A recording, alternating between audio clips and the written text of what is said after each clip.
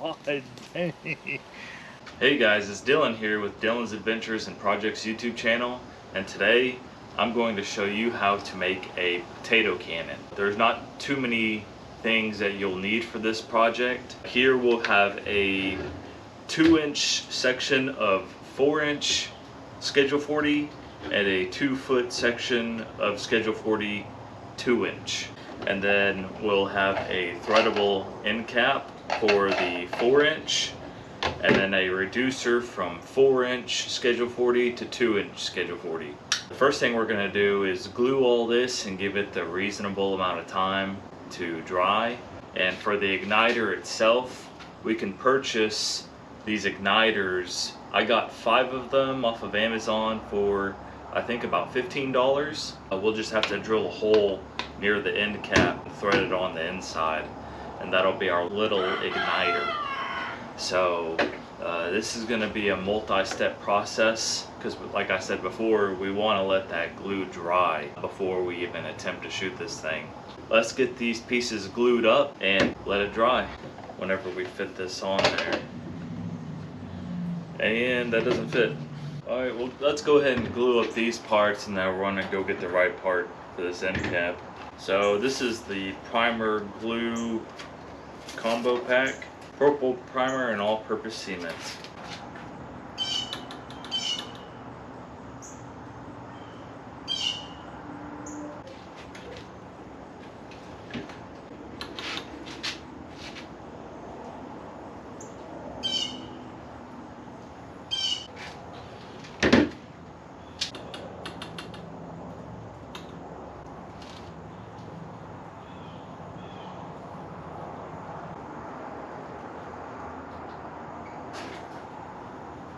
Now we got all these pieces primed up. We're gonna let it dry, and then we'll glue the pieces that we do have together, and then I'll have to run to Home Depot and make sure I get the right part. Hey, I advise you guys, whenever you buy this stuff, to dry fit. Make sure everything fits properly before you buy it.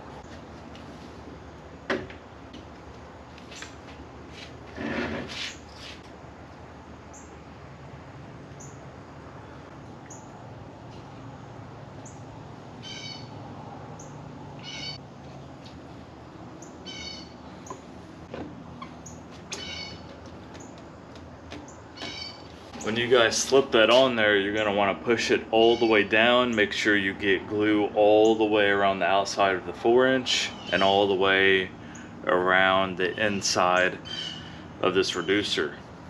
And then push it all the way in, and then give it a little twist to make sure that glue gets contact all the way around. And verify that it does.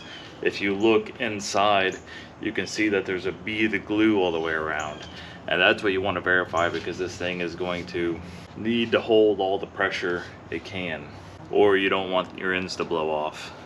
I mean, we're not going to be going too crazy with it, but I mean, for safety purposes, more glue the better.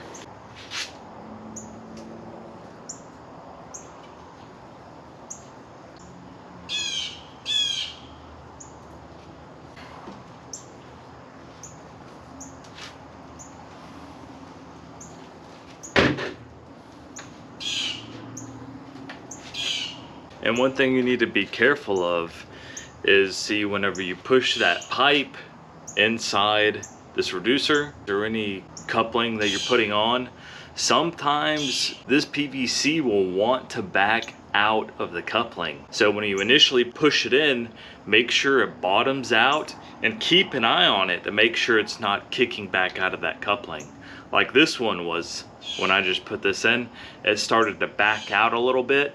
So you're gonna wanna hold pressure against these 2 pieces of pipe to make sure that they seal correctly. You want that PVC all the way in there. You don't have to do it too terribly long. The glue is already starting to sit, and it's just gonna hold itself, and now you just need to let it dry. All right, and we'll come back with that other end piece, and I'll show you how we assemble the rest of it. All right, we're finally back. So this is the piece that I bought previously. This is a 4-inch clean out for like a septic system. But what I didn't realize, I didn't dry fit my pieces together. I was supposed to buy a coupling as well. So you need to make sure it either comes with a coupling, and this is just going to be a quick rear access. This is going to be our breech, and then your 4-inch will go into that. So let's go ahead and glue this up, and we'll give it time to dry.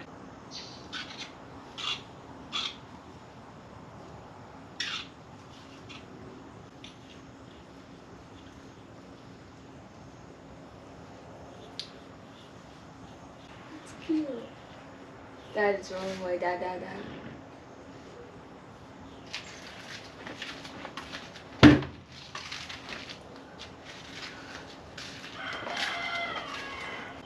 Why did the dog get in our backyard? Alright, so when you rub that primer on, which is the purple, you're going to want to let this dry before you put the cement on. So we'll just wait a couple minutes and then we'll glue this together. So let's go ahead and glue this up.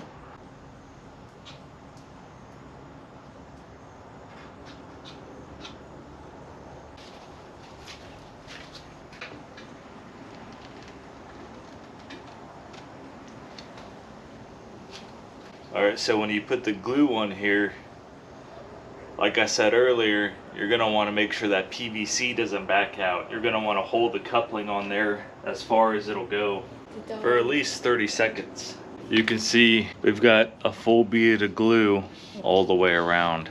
You slip it on there, give it a twist. It'll make sure you have glue all the way around that PVC so it's completely sealed off. And make sure you don't get too much glue on the opposite side of the coupling. I got a little drop of it. I just want to wipe it off because I want the next piece to seat all the way down inside that coupling as well. So while we're in the middle of this, looks like we got a visitor. It's a dog. Dog? Yeah, dog. Alright, so let's get this last piece glued up.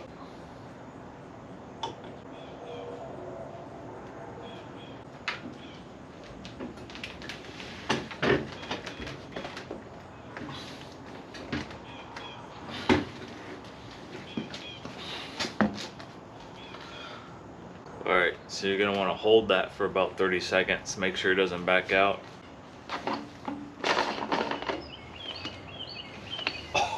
Ooh! Jesus Christ. That'll make you lose brain cells. This will be the basic shape of the potato cannon. We're going to add a few more things to it. We've got to seat this igniter down into somewhere close to the end because we're going to have to be able to reach our hand in and thread the nut that comes with it. We're going to let this glue dry a little bit more. You can see that the glue beaded all the way around the coupling, so we know we made a good nice fit. That's the inside. Alright, so we're going to let that glue dry and then we'll be back. What I'm going to do next, before the glue dries and before I add my igniter, what I'm going to do is put a shoulder strap on it, just for convenience. I want to make it a little bit easier to hold. And I don't really have an extra shoulder strap, but what I'm going to do is repurpose an old ratchet strap. It's already broken once and I just kind of tied it together, but it's kind of good past the point where it broke last time and I had to knot it. So I'm just going to cut it up. It's trash anyways.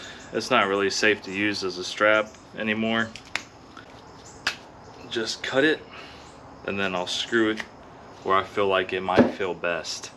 So the next thing I'll do is I'll take a drywall wood screw. I'll kind of poke it in and kind of slowly drill it in just to open up the edges.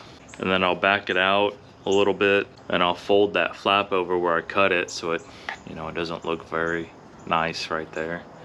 So I'll do the same thing there and I'll poke a hole through that side.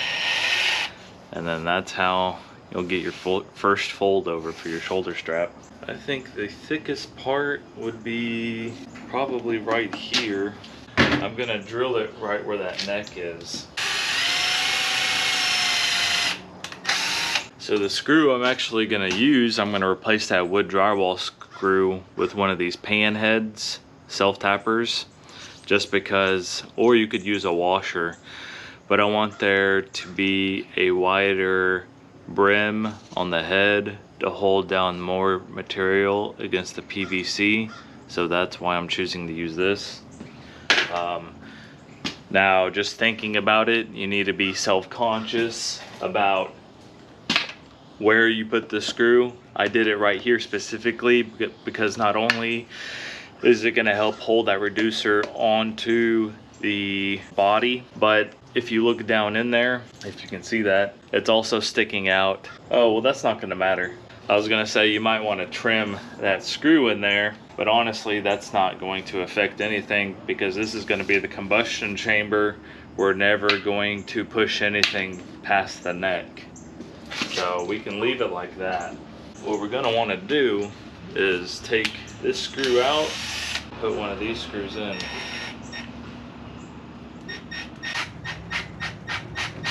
That'll be your first one. And then the second one, we'll need to see how it's gonna fit. It's probably gonna need to be something like right here. We're gonna take our wood screw, drywall screw, just to make a pilot hole very easily. You could also pre-drill where you want this hole to be.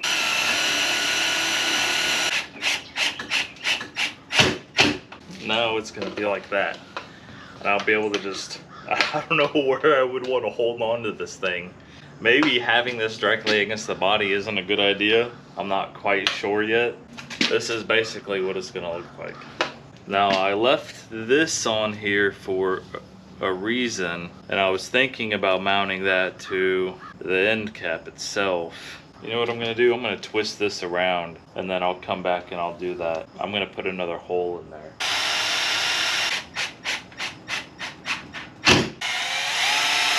Drill a hole in there, and I'm gonna fold over the end so it looks a little nicer. You want to be careful when you do that because those screws can catch those threads and just try to rip it right out of your hand. So this kind of needs to be loose because you're going to want to thread that cap. Get it on there like that. You can take your cap off, load it, come back, then put it on. But when you do that, you kind of have to hold your strap.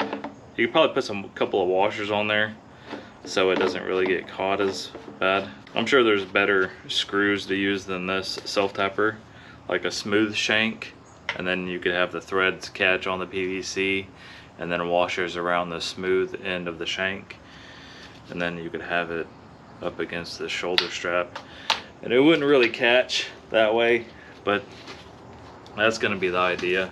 You just have to hold the strap for now, and then whew.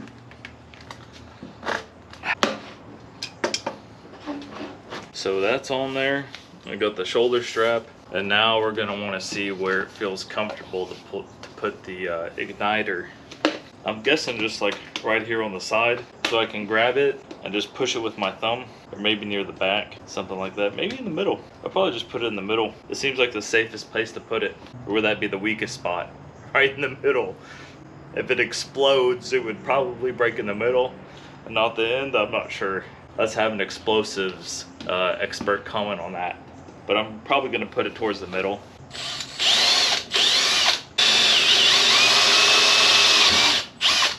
Okay, that's way too big. Alright, so I made a humongous mistake. I drilled the hole too big. I was paying attention to the ID of this lip, which it does cover the hole, but I could actually make it a little bit tighter. It is way smaller than a 1/2 inch ID. So what I'm gonna do is I'm gonna put a metal plate over this hole and then drill the proper size diameter of the shank, slip it into the cap, and then drill that metal plate over this. And that would actually help keep this sealed off. I'll probably put some silicone in between it as well, just to keep it, all the gases inside, because this is completely sealed off right now. So let me get started on that, and I'll show you guys what I come up with at the end. So we got the plate bent. I got my hole in the middle where my igniter is going to fit. So it's gonna go in here like this, and then it'll mount like that, and then I'll be able to drill it against the potato cannon. There's a couple different ways I was thinking about doing this. One was mounting the metal plate inside, or I could do it on top. If I do it on top, I think it'll hold a lot more of the pressure buildup as high as I possibly can around the lip. I'm worried about pressure feeding back outside of the piece of PVC. So the first thing I'm going to try is just to mount this on top. It's actually a lot tighter of I would have to beat this into a different shape, but I had to take this to my vise and use a sledgehammer and slowly work it to the shape of the outside of the 4-inch PVC. What we're gonna do is we're gonna take this, mount it like that, almost a perfect shape. Now this, I can't fit inside, but it's not a big deal. I am going to... Alright, so we finally found a solution. These little thin framed nuts that they come with, what I did was I smashed one of them out flat and then threaded it on the inside of this plate. Then held it with my channel locks, and then you could actually spin the shaft of this igniter. So you thread it onto the plate, it's completely flat. You can lay it right over. We can screw this down.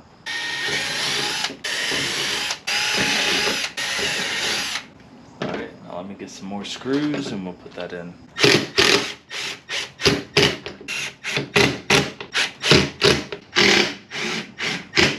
Alright, so there's another thing that I forgot to do. These igniters, some of them actually come with a metal rod that extends out the side of the shaft and meets the tip of the igniter. Well, the tip of that igniter needs to make contact with metal in order to form an arc. So before you screw this in there, you need to make sure to add a piece of metal along the side here. I'm just gonna find me a piece of 12 gauge wire and tape it to the side of it with the exposed piece of copper, not too terribly far away from the igniter itself. And I'll show you an example here soon when I make it up. So it has a pretty big arc to ignite whatever fuel we put inside this tube. We got another visitor. We got a little bird over there on the bird feeder. We like visitors, don't we?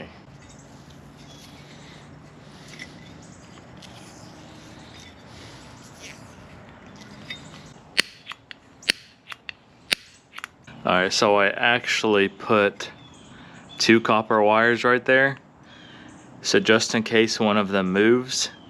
And a good way you can tell you did a good job is if you click this igniter and it's randomly arcing towards your left one or your right one. So you know it's equally spaced. Electricity normally follows the path of least resistance. So if it's going to randomly arc towards both sides, this is just a smaller chance you'll have to take this plate apart and service it. This is actually my first potato cannon that I've ever made, but that's the idea of using this method. So, and that's just a small piece of 12 gauge copper that I cut off and taped to the end of that. I'm hoping the tape holds up pretty well. Not quite sure what's gonna happen. It might completely melt off and incinerate. What we're gonna do is just drop this back in. Oh, front toward enemy. I had to mark it just so I know which way it went. Now we're definitely ready to test it. So this is the end product. That's gonna be your breech. Like I said, probably need to add some washers on this, but you can just untwist it and it'll be okay. That'll be your igniter. Just boom. Hopefully. I'm excited to try this. Let's find some fluid, and then I need to go find a couple potatoes. Use a large russet potato. We're not gonna use the whole thing. I just wanna see how this goes. Put the smaller in first. Probably just beat it in there.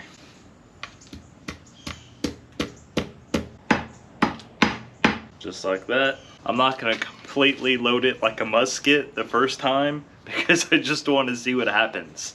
I'm a little nervous about this. So the first time, I'm just gonna put it in there like that. For fuel, I'm gonna be using starting fluid. I'd probably recommend using something like hairspray or something a little more mild. I'm a little nervous about using this stuff because it can be dangerous, but I'm not gonna use a lot. I'm just gonna use a squirt. Let me get some protective gear on and then we'll give it a try. Load the breech.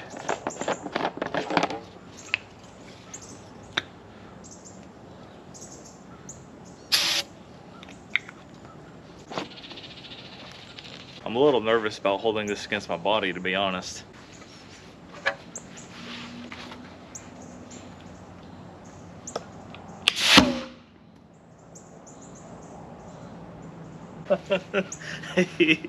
That wasn't too bad.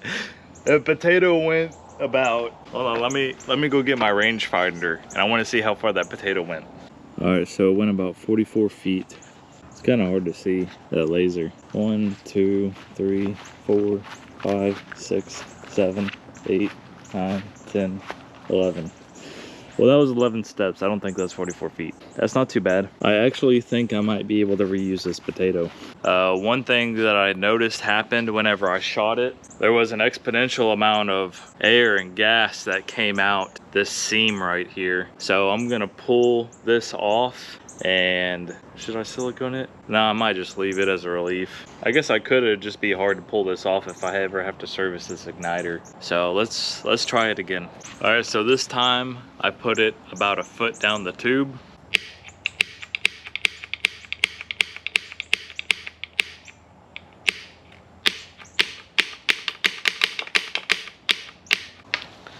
All right, we've already got a failure. I don't want to put my face down there and then really click the igniter.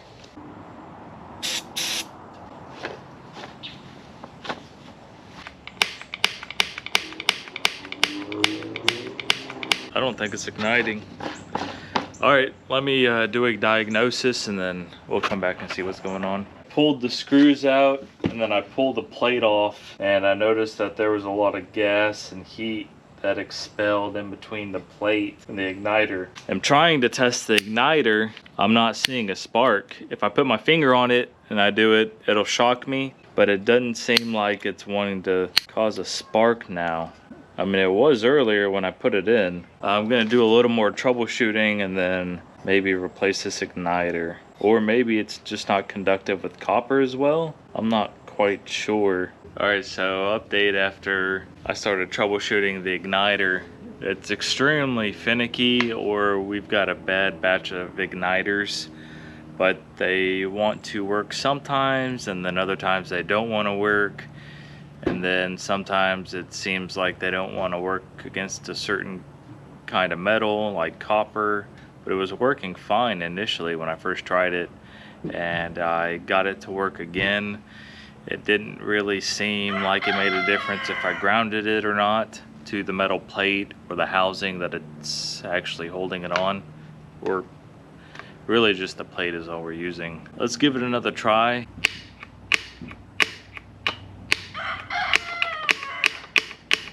We've got test number 3. Yeah, that ain't cutting the mustard either. But that's the biggest downfall, is the ignition system. Let me try something else. All right, so test number 5, I put a new igniter in there.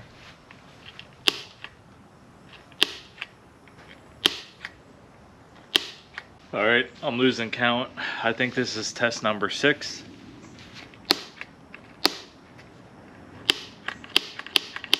Yeah, this definitely isn't working. This is gonna be test 6 or 7. I already lost count.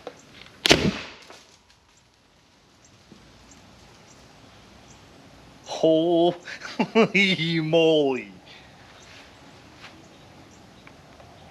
Dude, I don't even know where that potato went. I saw it go straight up through the trees over there. Let's see if we can find it.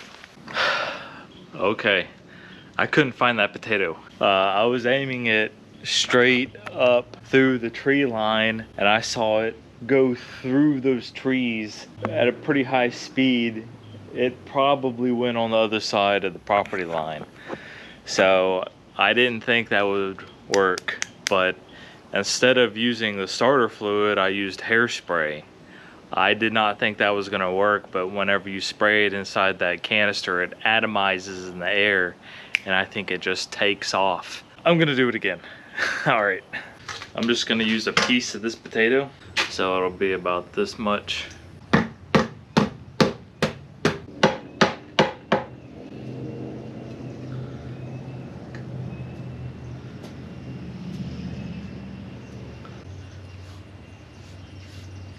Let's say about 18 inches.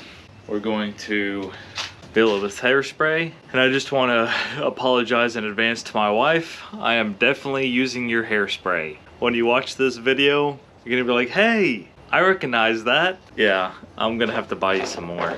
I love you, sweetie.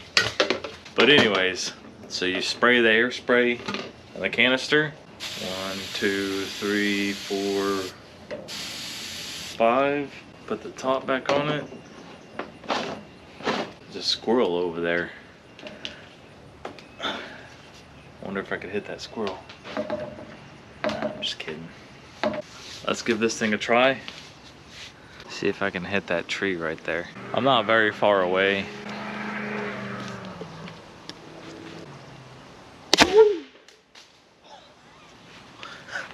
I definitely missed, but that was crazy. Okay, so that's the trick, hairspray. And then the igniter itself, what I did was, at first I used a piece of copper that I taped up to the tip, but then I got a piece of stainless steel, a flat ribbon stainless steel, and I trimmed it and taped it to the edge and bent it over so it was over the ignition point on the igniter, and it seemed, the stainless steel seemed to be way more reliable than the copper.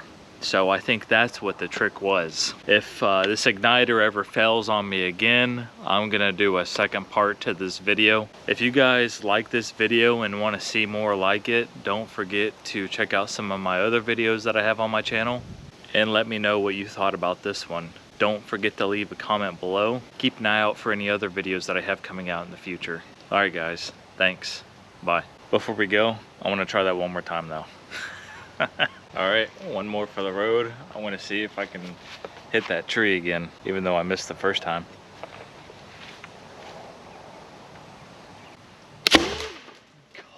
God dang. Okay, definitely gonna need to make another video about the ignition system. Now it works, it's just not very reliable. Man, this thing is powerful. All right guys, thanks for watching. Bye.